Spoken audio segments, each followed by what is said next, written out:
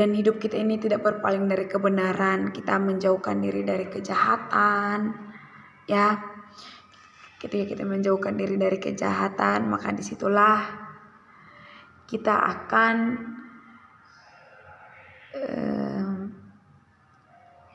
dipakai Tuhan untuk pekerjaannya yang mulia, ya. Kita pastinya kita harus hidup kudus, dipandang layak, dan kita pasti dipakai Tuhan untuk setiap pekerjaannya yang mulia.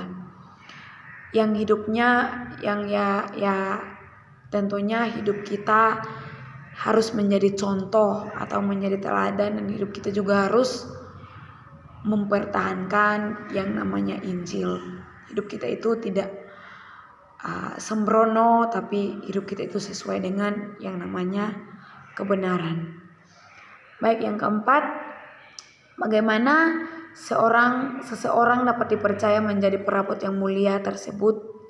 Jelaskan. Menurut saya, ketika seseorang mau dipakai untuk atau dapat dipercaya untuk menjadi perabot yang mulia, menurut saya itu ketika orang itu hidupnya tidak menyimpang dari kebenaran, ketika orang itu menjadi contoh, dan ketika orang itu patut kita contohin atau bijaksana dalam mengerjakan segala sesuatu. Yaitu mungkin menurut saya, dan hidupnya itu bertanggung jawab juga untuk kemuliaan Tuhan.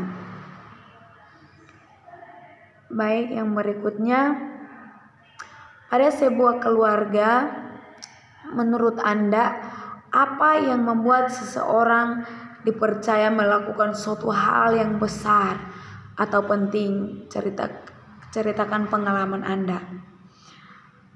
Ya, kalau menurut pengalaman saya ya, ketika di dalam sebuah keluarga dan seseorang itu dapat dipercaya untuk melakukan pekerjaan atau yang menjadi andalan dalam keluarga itu, ya ketika hidupnya benar ya pasti itu yang selalu diandalkan, atau hidupnya memberi teladan bagi adik-adiknya atau bagi orang tuanya, itu pasti yang selalu diandalkan di dalam sebuah keluarga, ya.